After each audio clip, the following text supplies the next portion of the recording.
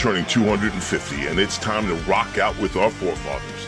American-made, battle-ready style for true patriots. Whether you're marching in the parade, grilling in the backyard, or raising a toast to liberty, do it in the gear that screams freedom. Celebrate 250 years of USA in style. Wear your American pride loud. Trendjackers.etsy.com. Grab yours before the fireworks.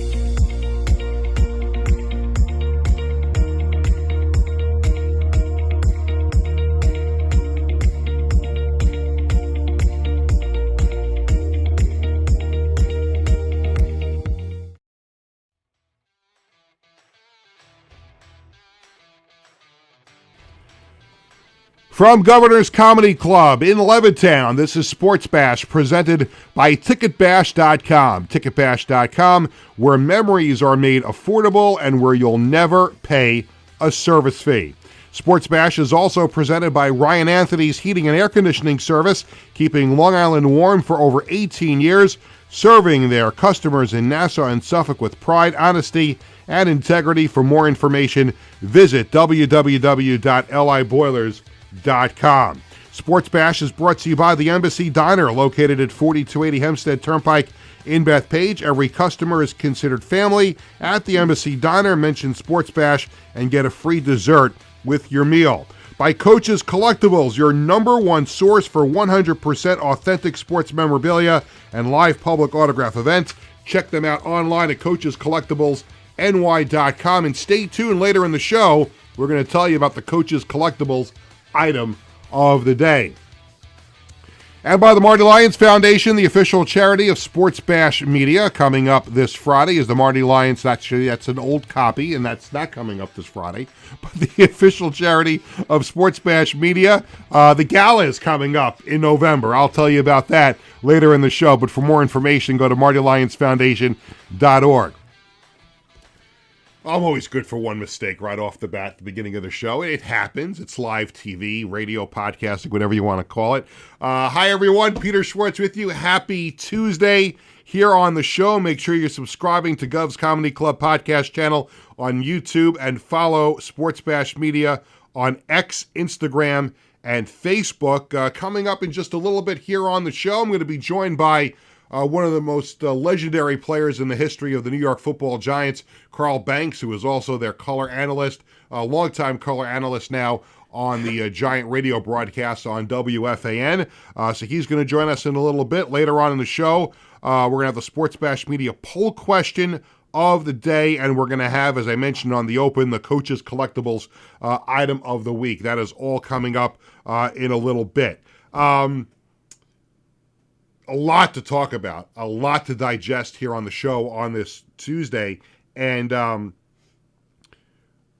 there were a number of different ways to start. We were supposed to have Carl on later in the show, but he's actually going to be joining us in just a couple of minutes. But I did want to start by, as you can see, I'm wearing my New York Knights hat from The Natural, which is my favorite movie of all time. Absolute favorite movie.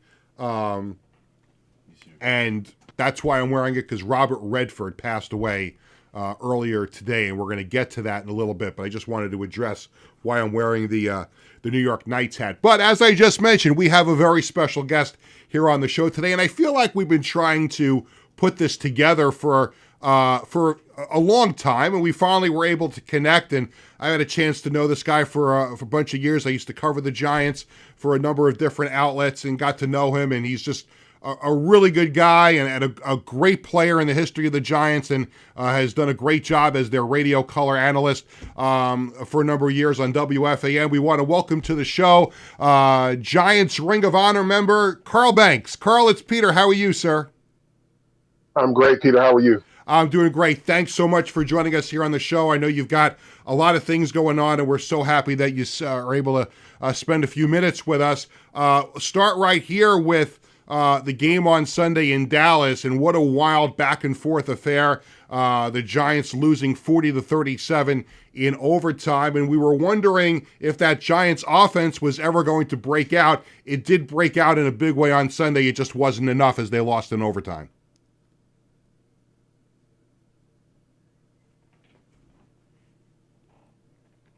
I lost audio. Oh, Carl, can you hear me now?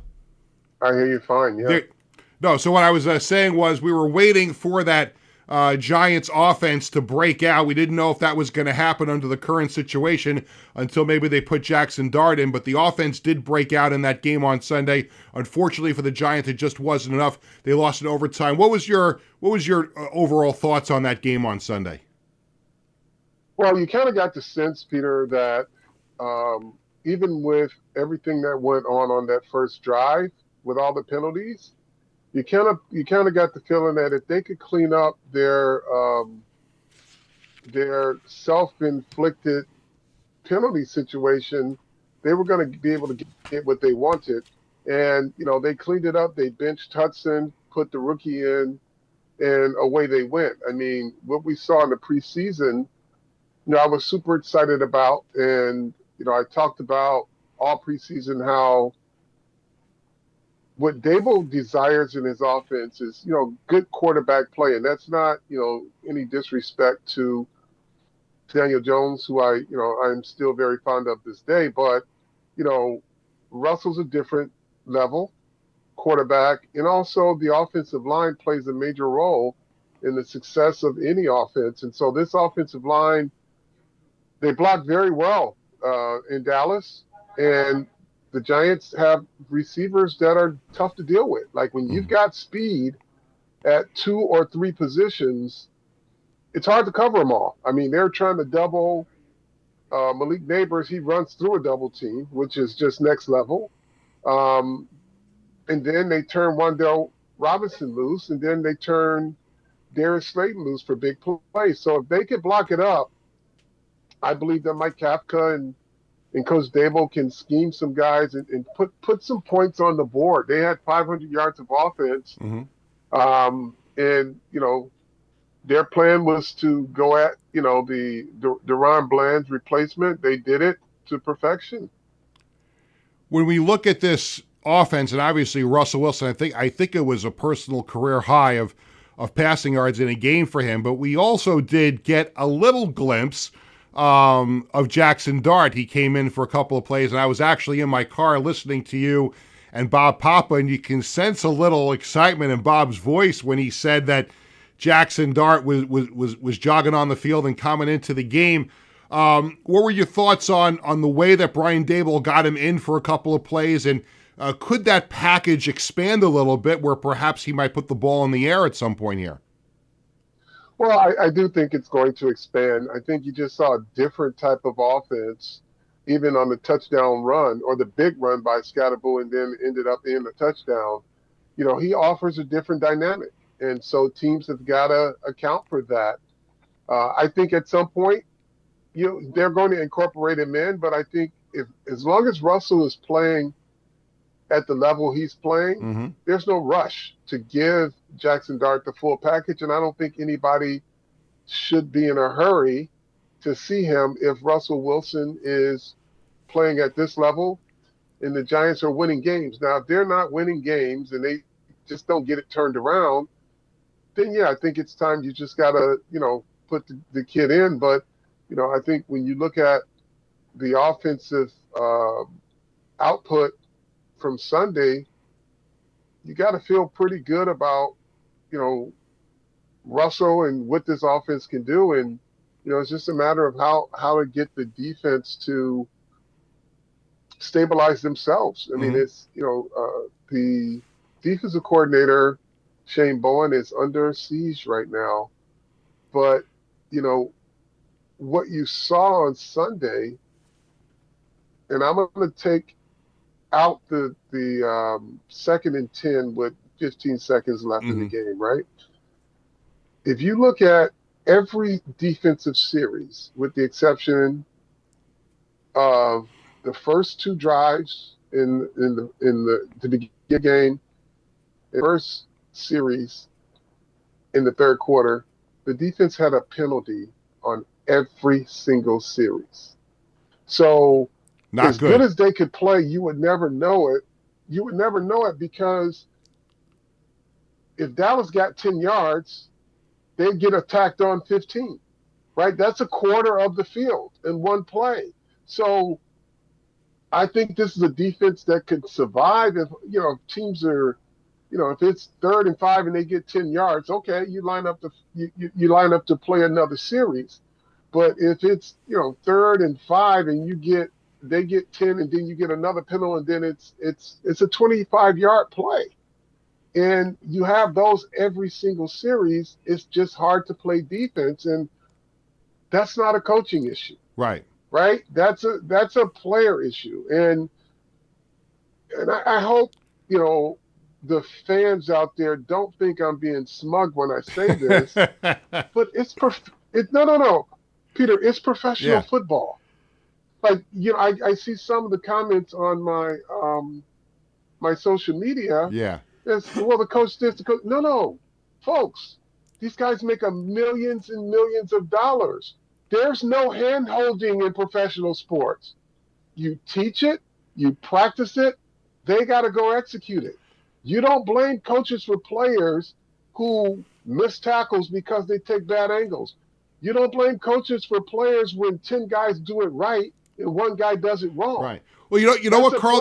Carl, the interesting thing is because we're seeing it with both teams because the Jets have their issues with bad penalties too, and the same players. You keep changing the coaches, the same players are committing the same stupid penalties over and over again. At some point, the fans have to back off the coaches a little bit because they're doing their job teaching this all week in practice, and the players aren't executing on Sundays. Right, and I think it's fair for fans to question coaching, but understand what you're questioning, right? If a player misses a tackle, don't say that's the coach's problem. Don't say that the team is undisciplined because a guy misses a tackle. No, folks, he makes $3-4 million a year. That's his responsibility, right? Well, the coaches aren't teaching them how to tackle. He's been playing tackle football since he was 12, right? There's only so much you can teach. And I'm not being smug for all of you guys out there watching this, but this is a grown-up goddamn conversation we're having, right? You show up, that check hits your bank. Yeah. You take the field. You're not taking the field to be mediocre, and it's not fair. And again, questioning coaching is fine with me, right? If people got questions, but don't blame everything on coaching. Right. Not when players are making the amount of money that they're making. And I never begrudge a player for making his money. But I say, give me my money's worth. Sure. 100%. Right?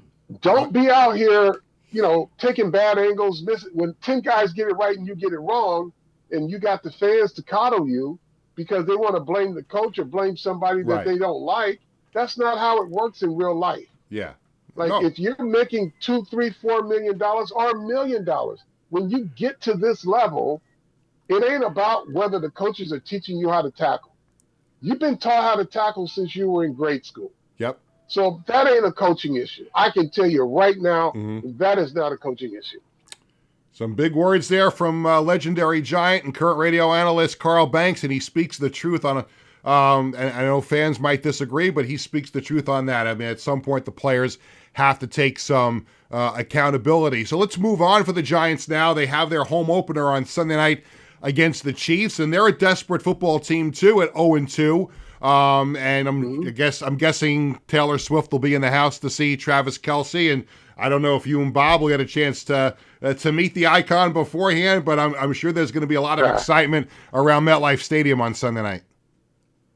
Yeah, listen, the only excitement the Giants should be concerned with is getting their fan base excited about positive plays. The thing that the Giants will have to avoid is the Kansas City Chiefs aura. The aura that precedes them, because they are a well-established winning organization, and they're kind of a standard bearer. But right now, that ain't it, right? So if there's ever a time for you not to give too much respect to a team that hasn't quite got on track yet, this is the week. Yeah. Right. Don't be the get right game for them. You got to get yourself right. And we know when Kansas City has got it rolling, they're tough to deal with. But right now, this ain't it. And I don't think you want to give them, and I'm not saying this in a disrespectful way, but you don't want to respect that aura while they're struggling. Right. You want to try to put as much pressure on them as possible to keep them in the space that they are, right? Because you got some things that you're doing well that you don't want to back off of, thinking, well, Spags can blitz the daylights out of you. Well, let him. You got guys out there that can beat single coverage. They can beat man coverage. Just get them blocked up. Don't be afraid to play this Kansas City Chiefs team, because they're not quite there where they want to be yet. No question about it. Talking to Carl Banks here on Sports Bash as the Giants get set to take on the Chiefs. What do you think is the mindset right now for Joe Schoen and Brian Daboll? Because they were under so much scrutiny after last year. They get to pick their guy in a quarterback in Jackson Dart, and now off to an 0-2 start and two different kinds of games. What do you think is going through their minds right now? And I would think you might agree with a lot of people that the Giants are probably playing for their jobs. I mean, Shane and Daboll, are they coaching and running this team for their jobs this year? Well, yes and no. Obviously, it's a results-oriented business. Now, I said in the preseason that their jobs may not depend on the win-loss record. It's going to be how the players they have are showing improvement, how the team, what direction is the football team going in. If you look at the offense, you probably feel pretty good about what you saw Sunday, right? You feel pretty good about the guy they drafted to play tackle, and they put him in there, and he held his own. He did a really good job, actually.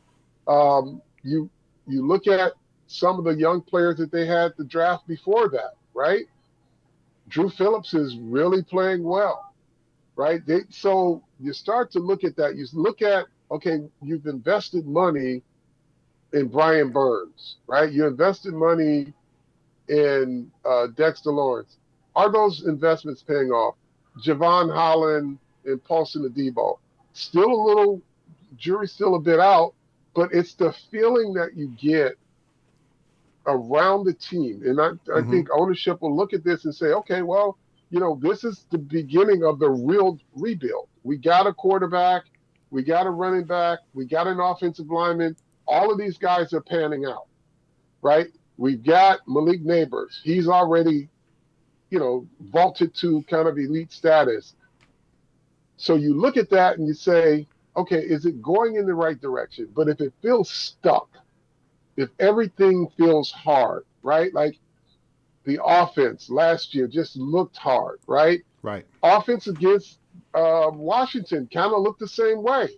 And that was kind of the triggering thing for a lot of people in the fan base to see that. And it felt like last year, that was, if you get those types of performances, then it's going to be a lot easier decision for ownership, because they just don't think team will be moving in the right direction. But if you're moving the way they played Sunday, and you start to see more and more of that offensively, and that's the type of coach that they hired Brian Dable to be, and now all of a sudden, if you're seeing that, then they're probably going to feel a lot better about the direction of the team and the improvements, even though it may not show up in the win-loss record. But if you're losing a heartbreaker to Dallas and your offense did everything they were supposed to do, it's pretty hard to look at that coach and say, you know what, this offense just can't put up the points needed.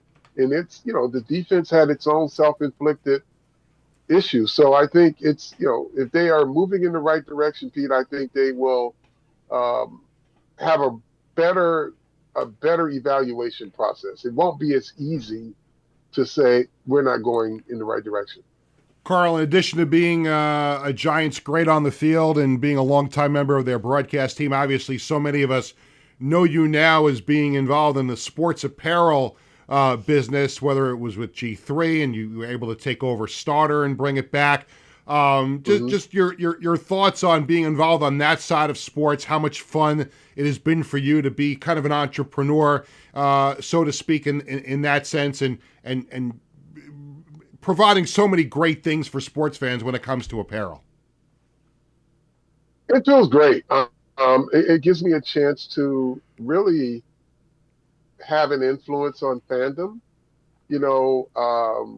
and fandom is, I say fandom is a fashionable experience. Mm-hmm. Fandom is a wearable experience. And I learned that from when I played and I wore Starter. Right. And David Beckerman, that was the reason Starter existed. He wanted the sidelines to look different. They wanted the fans to wear their fandom. Right. And so when I got into this business, I was still playing. And I started that my leather business with that thought in mind. And then as my business, expanded, it was all about being sports fashion. And then I was able to grab the Starter license. It's been about 10, 12 years now. And now we get to really tap into the heritage and legacy of the brand and what it meant in sport. And, just want to keep putting quality product out there and thank our fans of all teams and all sports for their support. And, also the cost of fandom is pretty high sometimes, mm-hmm. Peter. So I have, an entire collection that I sell on Home Shopping Network. Yeah. And it's the same quality, but just, you give fans an option, right? Big families or whatever that just can't afford to buy some of the other stuff I do.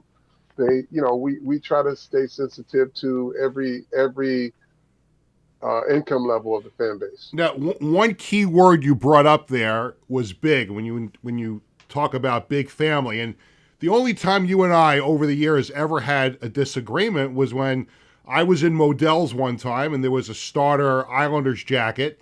And I reached out to you and I said, look, I need this Islander jacket in a 4XL.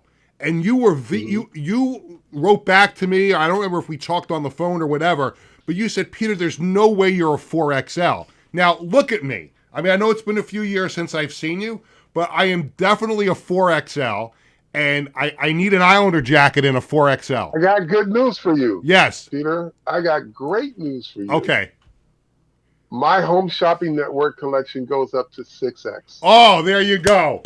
Outstanding. Goes up to 6X. So if you guys out there, if you are big fans in both personality and stature, we can accommate that. There you go. See, that's why in the Jewish religion we call people like you a mensch, and that's I knew that is why I wanted to have you on. One last thing before I let you go. I know you have another appointment to get to, but in your time here in New York, you have not just been all about the Giants, but you have become a fan of some of the other teams in the New York area. I know you're a huge Knicks fan and a huge St. John's fan, and with basketball right around the corner, how excited are you for another season of Knicks and St. John's basketball?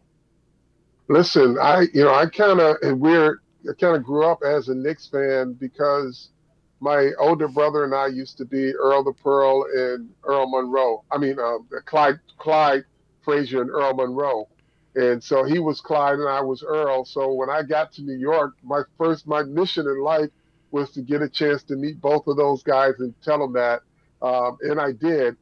And then my affinity for St. John's was still based in the 80s also when I first came here to play for the Giants. So, it's a real affinity for St. John's in the Big East. And, I'm not, as the fans say, I'm not a Johnny come lately. I'm a day one Johnny, and proud of them. I'm Michigan State first and foremost. Yes. But, I live here.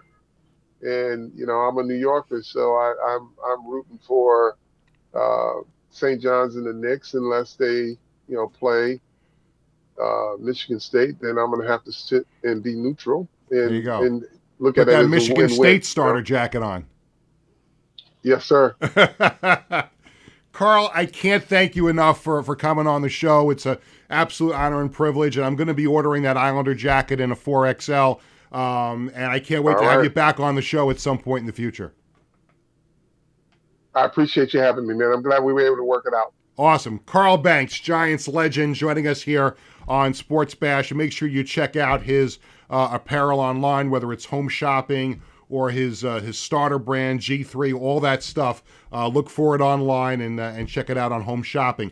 Still plenty more to come here on the program when we come back. I got a couple of things to talk about. I kind of touched on the passing of Robert Redford. I have some thoughts on that when we come back. I have some thoughts on ticket prices because something came up in the news the other day, and I want to talk about it, and I want to speak about it as a sports fan, as a parent. We're a family of four. Tickets are not cheap to go to games anymore, but something came up the other day, and I want to address it. And we got so much more to do. The poll question, the item of the day. We're going to tell you about upcoming shows, all coming up when we come back right after this. Hi, I'm Peter Schwartz. And I'm Vinny Tickets. We want to take a moment to talk about our fantastic sponsor, the Embassy Diner. Embassy Diner has been a beloved staple in the restaurant industry for over 50 years. And the great thing about it is when you walk through the door, you're not a customer, you are family. Every visit promises to be filled with warmth, love, and respect. And here's an extra treat. If you mention Sports Bash during your visit, you enjoy a free dessert on the Embassy Diner. Come on down to the Embassy Diner, where great food and great company are always on the menu.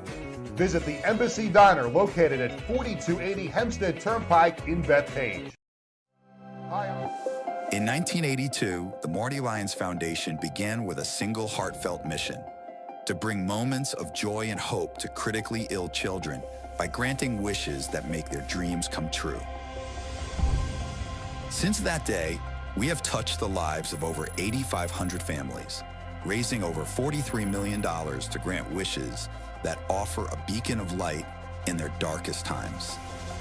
These precious wishes cost an average of $6,700 each, and your support is crucial to our mission. Every donation, big or small, makes a difference. And with 76 cents of every dollar going directly to supporting our families, you can rest assured your support truly changes lives. The Marty Lyons Foundation operates 11 chapters in 14 states now, working tirelessly to reach as many children as we can. This dedication goes hand in hand with our commitment to transparency and accountability, earning us top ratings on Charity Navigator, Great Nonprofits, and Candid, which underscores our dedication to those we serve. The Marty Lyons Foundation grants wishes to children ages 3 to 17. And what really makes this foundation so special is our willingness to grant not only a first wish, but also consider a second wish to a child who continues to battle a life-threatening illness. We stand by these children, offering them hope and strength through the power of dreams, giving our children the courage to wish for more.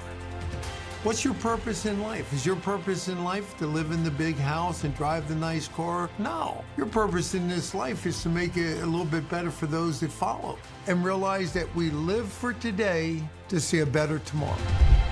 Visit MartyWyonsFoundation.org to learn more and get involved.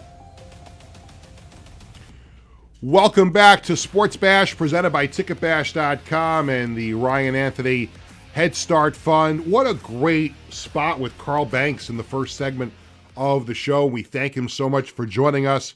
That was a great spot, talking about the Giants, talking about apparel, and he's just a really good dude. And here he's an example of a player drafted by a New York team that was not from here, and he comes to New York, has a distinguished career with the Giants, two-time Super Bowl champion, made his mark here. He wound up finishing his career elsewhere, but he is now a New Yorker through and through. You see that with his fandom, with his business, and obviously still bleeds Big Blue as the Giants radio analyst on WFAN. And we thank Carl Banks for joining us. Peter Schwartz back with you here on the show. 516-465-3990 is the number to call. And we were waiting for Carl to dial in at the beginning. So I started to talk about the passing of Robert Redford, which is the reason why I'm wearing the hat that I'm wearing. This is a New York Knights hat.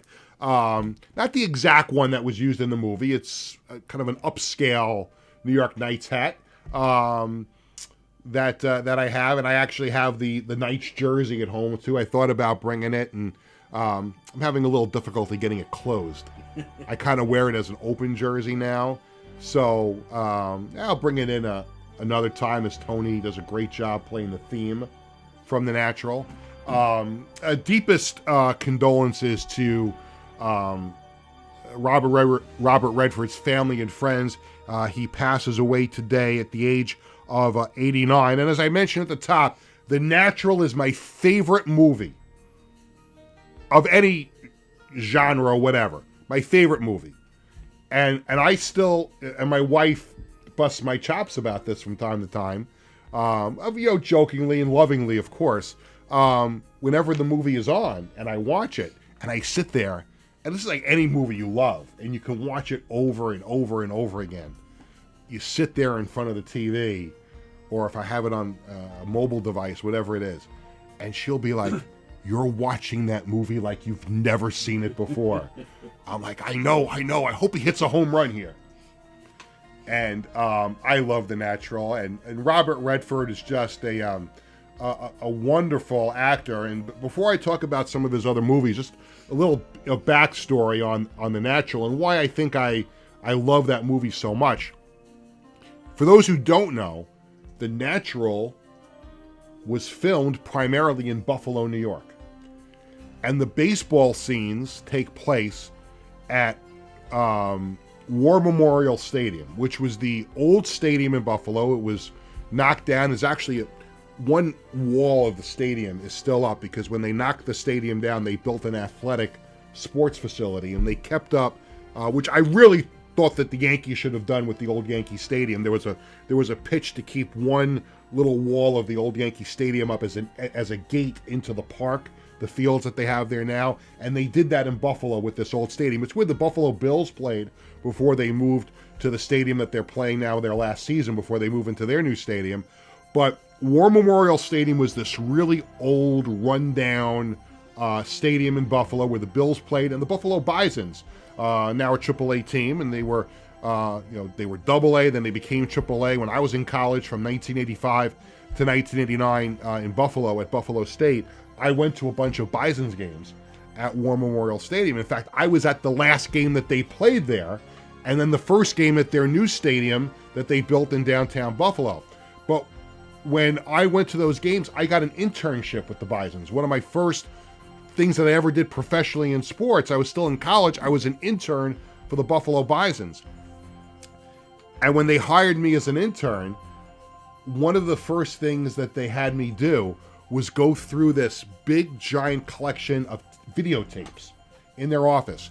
And I had to catalog they had like hundreds and hundreds of videotapes. And you think about intern work. Like when you get, if you want to get into sports radio or any kind of broadcasting, you get an internship, and sometimes they make you go get coffee, and sometimes they make you go order the food. Like when I was an intern at WFAN and everyone wanted lunch, Peter the intern would order the pizza and run around the block in Astoria and go pick it up. With the Bisons, they didn't have me doing any of that. Like I did a lot of stuff in their office. I cataloged this video, and the reason why I bring it up, and as it relates to the Natural, a lot of these videotapes, and I was fascinated by this, was the local news coverage of when Robert Redford arrived in Buffalo, shot these scenes at War Memorial Stadium, and it was a lot of behind the scenes stuff about the movie, which was already one of my favorite movies, and it quickly became my favorite. But getting to see how they shot the movie in Buffalo, and when they were looking for a stadium, it's not so that movie came out, I guess it was 1984, right around there. Yeah. So, you started to see the new cookie cutter stadiums getting built, whether it was, Shea was in its existence, Veterans Stadium in Philadelphia, Three River Stadium in Pittsburgh. You didn't have very many old stadiums if you were doing a movie about 1930s baseball. Like there aren't a lot of stadiums left in the country. And they were looking for this old stadium where they could shoot this movie. And I guess a producer knew somebody in Buffalo, you might want to take a look at this place. And man, did they do a great job with that movie. And it was a decrepit ballpark when I went to games there. Great, a lot of history, obviously, but, and sitting there and watching games and looking up, like, when you see, like, the judge is watching from his box, that box was the press box for football. So it was, if you kind of envision the stadium being like a football stadium and they squeezed the baseball field in there, that suite where they shot those scenes was the football press box. So if you're at the game, like, oh, the judge was up there, that's where like that when he hits the home run and the lights blow up and everything, they're coming down in front of him in his suite. But that was the football press box. There was one time I went to a game. It might have even been the first game I went to. So that would have been like April of 1986. I went with my roommate to Bison's opening day. I'm pretty sure it was opening day. And we got these seats out in what they call the bleachers, but it was behind the right field fence. And because the right field foul pole was so close, it was a football stadium. So it was only like 290 something feet to the right field line. What do they have at Fenway Park in left field? They've got the Green Monster. This was called the Screen Monster. It was in right field. They just put up this screen. So balls, like not every single ball flew. So they played off of the Green Monster and called it the Screen Monster. Well, I'm sitting there opening day watching batting practice, true story. And I'm sitting here and I'm reading the program. I just want to know about the players. Who am I going to see today playing for AAA? And all of a sudden, I'm watching this, and all of a sudden, this is what I hear. Shoot, what was that? A home run ball in batting practice, lands in the seat to my right. Literally, I'm sitting here like this. The ball lands, boom, right on the seat to my right. Literally could have hit me right in the head. I do still have the ball. I do. Yes. But The Natural was my favorite movie. And I loved it. And getting to go to college in Buffalo and getting to go to games in that stadium where the movie was shot is a big reason why. But I just loved the story. It was wonderful. And by the way, read the book by Bernard Malamud. Read if you've only seen the movie and haven't read the book, and I don't want to give it away, the book's a little different than the movie. As you can imagine with any movie adaptation of a book, the book's a little different. I'm not going to give the whole thing away. But I love that movie, and I started to think about other Robert Redford movies. Now, I'm not, I haven't seen all of them. I've seen a bunch of them. But I started to think of my other favorite Robert Redford movies in addition to The Natural, and I love The Candidate. The Candidate's a great movie, and especially at the end where, he had no intention of winning that election. And at the end, it's great. He sits there, they win the election, And they're all sitting in the room, and he goes, "What do we do now?" Right, Tony? You saw, you're a big fan of the movie, right? I am actually a big fan of that movie. I mean, yes. that's the greatest. That was the perfect ending to Love that movie. scene. Because the whole plan was just to create some noise, and he sits there like, "All right, what do we do now? How do I be president?" So that was great. The Electric Horseman was a really good movie with Jane Fonda. Love that movie. And but I think right behind The Natural, and I don't know how many people will remember this movie. I thought it was phenomenal. It was Legal Eagles. I really love that movie. There's, Rod Stewart's got the theme music for that movie. I thought it was great, but obviously it's a sad day. Robert Redford is an icon. 89 years old, lived a very long life, and again, condolences to him, to his family and his friends on the passing of. But obviously, The Natural, my favorite movie, and what a great job playing Roy Hobbs. I got the Roy Hobbs jersey. I've got the hat. Actually, when I ordered, my wife bought me the jersey. And the jersey came from Ebbetsfield Flannels, but it did not have the Wonder Boy Lightning patch on the jersey. It came without the patch. All right, let's go look on eBay and see if we can find the patch. Sure enough, somebody is selling the patch and a Roy Hobbs baseball card with it. So you remember there was one part in The Natural where he comes up and he starts playing and he becomes popular, and you see the machine is printing the Roy Hobbs baseball cards. Well, I have one of those baseball cards now. It came with the patch, and my wife put the patch on the jersey, and now I've got the Roy Hobbs jersey. But again, right now I can only wear it open. So I told Tony during the off the air, it's one of my incognito outfits to go to a Met game. And now I used to have this 2013 Citi Field All-Star Game American League All-Star hat because it looked like a Met hat, and that would be what I would wear. Now I wear this because it's blue and orange. But I'll also wear my Knights jersey to some Met games. And I love it. I love it. My favorite movie, and maybe I can find some more New York Knights gear going forward. Really quick, before we take our next break, I wanted to bring this up because it's a huge issue for families when it comes to taking your family to an event. Now, let me just say, I'm in a position where I'm very, very lucky, where I work in sports and I have connections to take my family to a lot of different events, whether it's the Islanders or the Yankees or whatever sporting event. I am able to get, even if I have to pay for them, I can get them, right? But there are a lot of families now who are priced out of going to a game. Certainly the Knicks. If you're a Knicks fan, man, you got to take out a second mortgage to go to a Knicks game.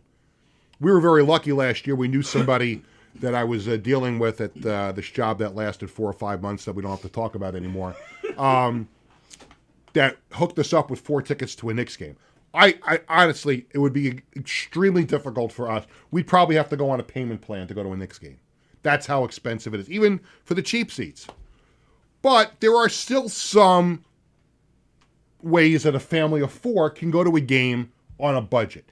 You could go to a Met game in the upper deck, and even sometimes you go to ticketbash.com and you can get good deals for a lot of these games. You can go, we went to a Met game recently for $7 or $8 a ticket. You could do it. Listen, and my kids are spoiled to a certain extent, but not to the point where they won't sit in the upper deck. Because we'll do. I don't care as long as you're in the building. Who cares where you're sitting? Now it's great to sit in great seats once in a while, which we do. But the point is that it's very important for sports teams and sports operations to make it affordable for a family of 4 to go to a game. I'm a little concerned over a quote from Mark Shapiro. He is the president of TKO. And if you don't know what TKO is now the company that owns UFC and WWE. Remember there was that whole merger where TKO bought out Vince McMahon to get WWE, and then they formed this company together called TKO. So now TKO operates both UFC and WWE. Now, as you know on the show, I'm an off and on over my life wrestling fan. I started getting back into it. I used to go all the time when I was younger. Now I started to get back into it. And in recent months, taking a look at ticket prices, it's become very, very expensive to go to a WWE, even a house show. I mean, sometimes it's $100 minimum a ticket to get in the building. And that's not the way it was under Vince McMahon. And here's the quote from Mark Shapiro. And if you watch WWE and again, it's a lot of kids love wrestling and they want to go. They want to go whether it's a live Raw event, or SmackDown, or one of these pay-per-views. They now call them PLEs, Premium Live Events, excuse me. And you've seen this huge jump in ticket prices. I remember people flipping out over the ticket prices for WrestleMania that just happened in Las Vegas, and it's going back to Las Vegas this year. But this is a very disturbing and alarming quote from Mark Shapiro, the president of TKO, on planning to raise WWE ticket prices. We have our work to do there. We know we have a lot of room there because Vince McMahon was primarily pricing tickets for families and wasn't totally focused on maxing the opportunity there. So what he's saying is the ticket prices have gotten higher, and guess what? They're going to get even higher. So if you're a WWE fan and you're already at that point where, hey, I can't afford to go, I'm going to watch Raw on Netflix because now I got to pay for Netflix to watch Raw, or I'm just going to watch SmackDown Friday nights on USA. And now they've got that deal with ESPN. They took over the PLEs, and now you're going to have to pay more for the ESPN app to watch these events. Again, I'm bringing this up not just because of wrestling. I'm bringing it up because of just sports in general. We have a family of 4. And a lot of times we get our a lot of times we get our tickets for free when we're able to, but there's also a lot of times where we have to pay for our tickets. And sometimes we're up in the boonies because it's not even a middle class, upper class kind of thing. Like if you want to sit, downstairs at an Islanders game right now, it's $150 to sit down there. The same for the Rangers at the Garden. You want to go a Yankee game or a Met game in good seats in the lower level, you're paying $100 a ticket. It's a lot of money. But could you imagine if, let's just say, and I think Steve Cohen's been a terrific owner for the Mets. He's done a lot of things. He's brought some things back. But could you imagine if Steve Cohen bought the Mets and then he said, the Wilpons were only interested in making this affordable for fans. We need to make Mets ticket prices only for Fortune 500 companies or for the rich and famous. A little Joey and his family now can't go to a game because now tickets are $100 minimum to get into the game. You've got to make it affordable. The bottom line here is, and you could see it happening in the other sports too, but this quote from the WWE guy really opened up my eyes, and it's concerning. Because not everybody makes $1 million. Not everybody makes 6 figures. And a family of 4 wants to have a night out of the ball game or a night out at the hockey game, and it's becoming increasingly harder and harder and harder to do that. And it's not just the tickets to the game. It's the parking. It's the food. The kids want to go to the team store and go get a shirt or a hat or whatever. It's not cheap anymore, folks. It really is. And when you see that the Long Island Ducks have been around for 25 years and you wonder why, well, because it's affordable to go to one of those games. You wonder why, some Met games, all of a sudden you started to see seats fill up in the upper deck because it's affordable for people to go. The Mets were interesting. They got Juan Soto. People bought out the upper deck seats, and now it's harder to get, affordable tickets for Met games. Same thing with the Yankees. The Yankees are going to make the playoffs if they wind up hosting the first round of the wild card. Dollars to donuts. Wild card round for the Yankees. Minimum ticket whether they're playing the Red Sox or the Astros or whatever. Bottom line is that's a $100 bill for a Yankee wildcard game. And I keep all my ticket stubs for my whole life. We can do a whole show on the evolution of ticket prices. A whole show. Showing it now. You found one of my ticket stubs.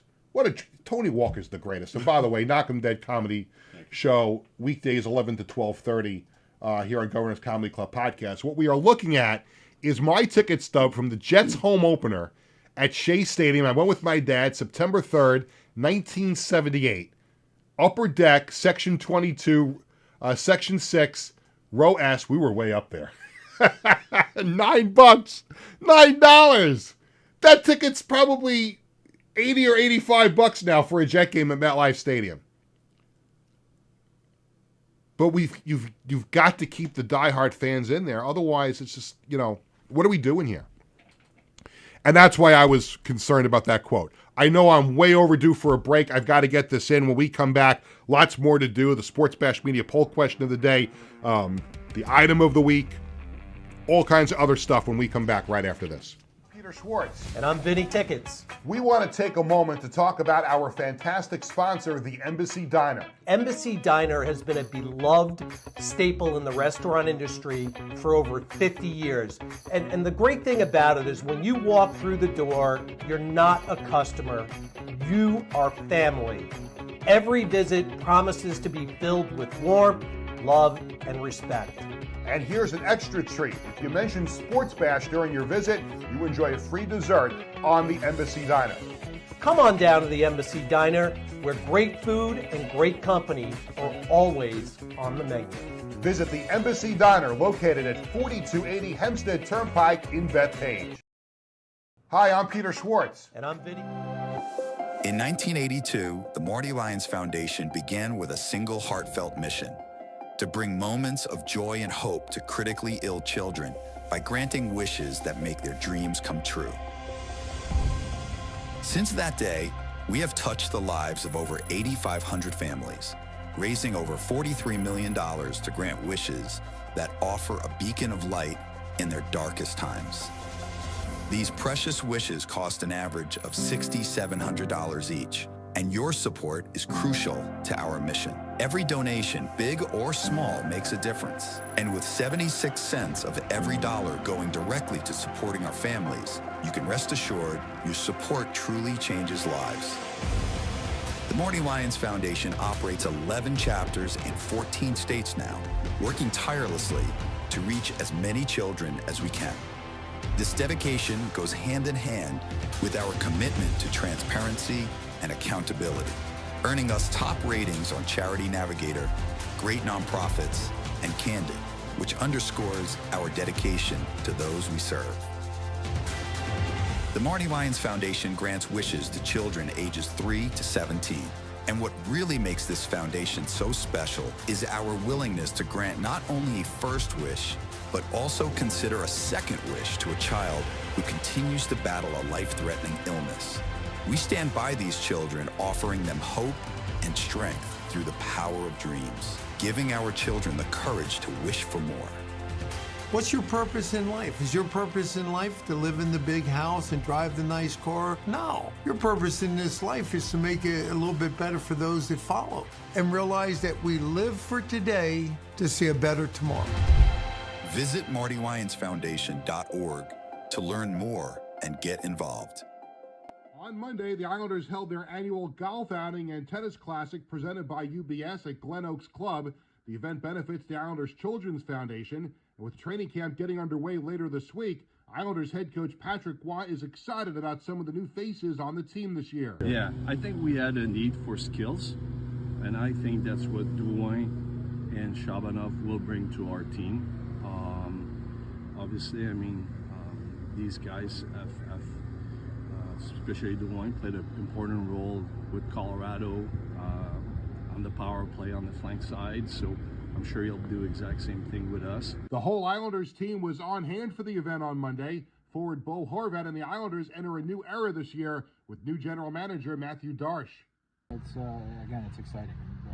Not to take anything away from what Lou did. He did amazing job here. He brought me in, and I couldn't be more grateful for what he did, for me and my family, and obviously for the organization too, to bring them where they are today. And he's going to be missed, but again, Darcy coming in and having another voice and another way of looking at things is great too, and I think it's going to propel us take the next step. And after suffering a season-ending left kneecap injury, Matt Barzell is healthy and excited about the upcoming season. What Matthew did this offseason was great, bringing in some guys, and I thought we did a fantastic job with the draft. And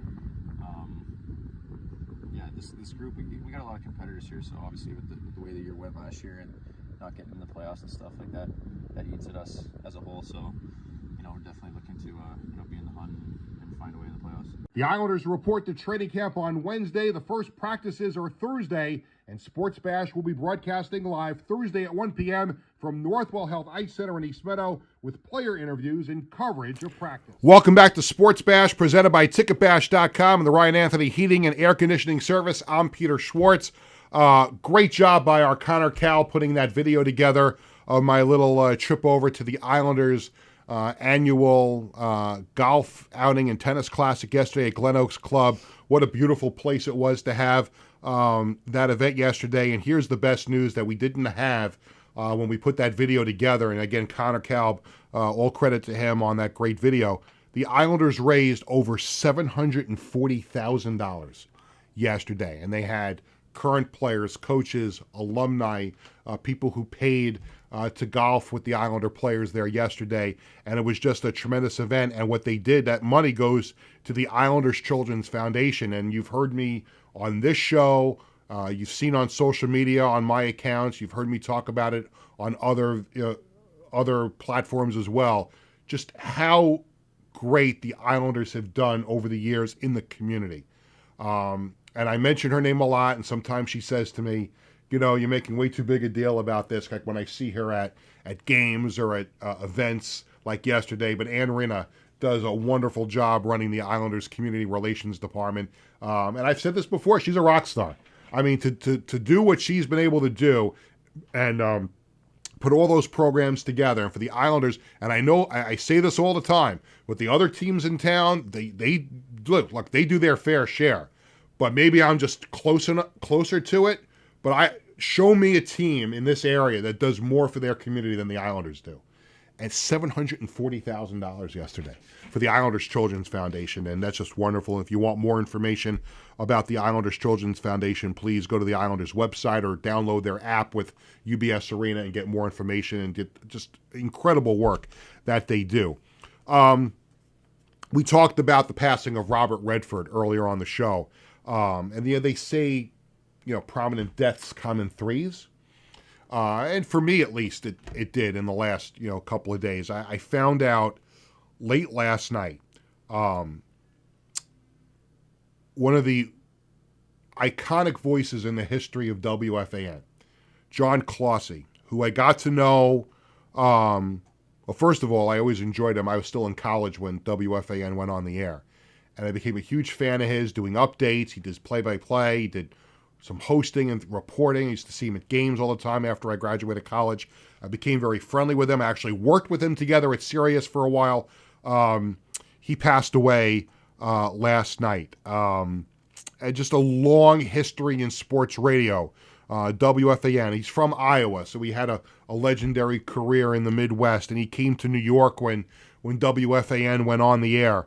And he was with the Fan from 1987 to 1993, went on to ESPN Radio, Sirius XM, where I worked with him. He was at ABC Sports Radio from 1993 to 2017. And again, just one of these guys, I talk about it all the time, that, there's certain reasons why I'm sitting in this chair right now.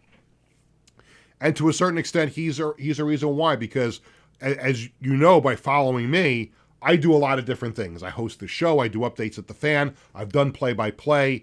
I've done a bunch of different things. And I patterned that after, I've talked about how sad I was when Al Troutwig passed away.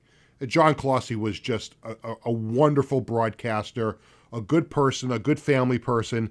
So deepest condolences to his wife, Linda, and the entire Clossy family. He will be missed. He was an iconic iconic sports broadcaster, and we are going to miss him. He retired not long ago, and very, very sad to hear that he passed away last night. Speaking of icons who passed away, deepest condolences to the Jockman family and the entire Rangers organization. Legendary Rangers goalie Ed Jockman passed away yesterday at the age of 86. And if you're a Rangers fan, or even if you're just a hockey fan, you remember the scene at Madison Square Garden after the Rangers traded him away, when he came back to the Garden as a member of the Detroit Red Wings. The ovation that he got standing there in front of his goal mouth, in front of his net, and you've got 18,000 Ranger fans yelling, Eddie, Eddie, Eddie, and he's wearing a Red Wings jersey. That's how beloved he was by Ranger fans. And again, nobody dislikes the Rangers more than I do. You know that if you watch the show, but with all the respect to him, he was a great goalie in the NHL and a legendary Ranger. So deepest condolences to the Rangers organization, the Jockman family. That was a big loss yesterday. We're running overtime. Tony's getting the meter ready to click that meter up. Peter's going to go overtime. Coach's Collectibles item of the week. This is a good one, and we picked with help from our buddy Dom at Coach's Collectibles. We wanted to have a giant item on the show today because we had Carl Banks on the show before. This Bill Parcells autographed 16x10 photo. Coach's Collectibles, your number one source for 100% authentic sports memorabilia and live public autograph events. For more information, please visit coachescollectiblesny.com. And this week we're going to have two different items, because on Thursday, and we'll tell you more about it in a little bit, we're going to be doing an Islanders themed show. Big surprise, Peter's doing an Islanders themed show. Wow, what a shocking news there, right? And we're going to have an Islanders item that when I saw it this morning, when Dom sent me the picture of it, I'm like, wow, that's a nice photo. We're going to have to see if we can get one, but we'll talk about that on Thursday's show. It's time for the Sports Bash Media poll question of the day. We post the poll question every Tuesday and Thursday on the Sports Bash Media X/Twitter page, and I thought since Robert Redford passed away and we talked a lot about The Natural, that I would bring up this controversial question, because this will create a lot of talk by the water cooler within your family, at dinner table tonight, whatever, or with people of different generations. What's the best baseball movie of all time? And I'm going to bring Tony into the conversation because he's a huge baseball fan. And again, I give you four choices. The Natural, of course, it's my favorite movie. Major League, Field of Dreams, and I only have, on Twitter, you can only have four choices, so I put other, comment below. And again, what do I say all the time, Tony? When you click other, comment below, what do you have to do? Comment below. And what do you think has happened so far today since I posted that question this morning? They did not comment below. And a good number of people clicked other, and they did not comment below. So I can't tell who your favorite movie is if you don't comment below. So I'll give Tony the same four choices: The Natural, Major League, Field of Dreams, or please, Tony, say other and just tell me instead of commenting below. This is a hard question for me, but yeah. I'm going to go other just so I can name some other ones. Okay, good. I can name some other ones too. 8 Men Out, Bull Durham. I did not like Bull Durham. You don't like Bull Durham? I did not like Bull Durham. I thought that was an extremely overrated movie. Really? Yeah. Okay. All right. I did not like Bull Durham. I can throw a couple more at you too. How about Fear Strikes Out? I don't know that.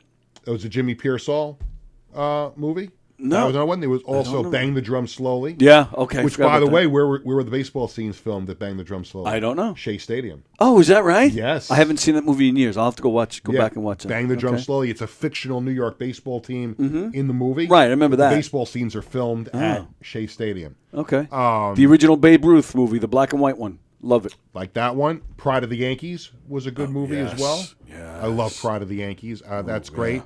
Rookie of the Year, Little Big League. I mean, more recent movies, too. Did he say Funky Butt Lovin'? God, I crack up every time.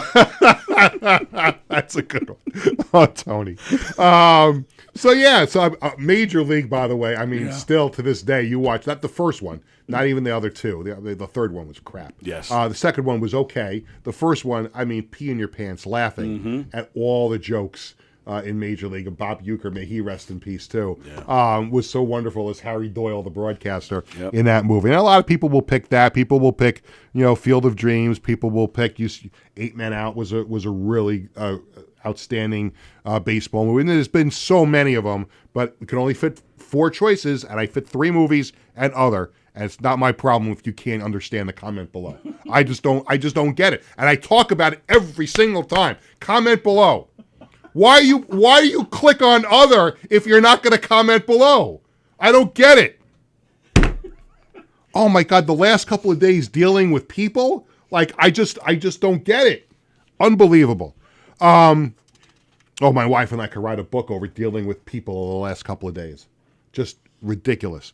Let me move on here because I'm getting hungry and I'm well past my lunchtime and I want to go home and have lunch. This Thursday, we'll be doing the show, and I'm really excited about this for obvious reasons. We're going to be doing the show live from Islanders training camp at Northwell Health Ice Center in East Meadow. Now, I don't know if I should say this, if I'm allowed to say it, but you can't watch the Islanders practice unless you're an invited season ticket holder. So I guess there'll be some fans that are there watching practice on Thursday. And if you want to stop by and say hello, we're going to be in the main lobby at the long table in front of the window that faces the deck hockey rink outside. And that's where we're going to be broadcasting from at 1 o'clock on Thursday.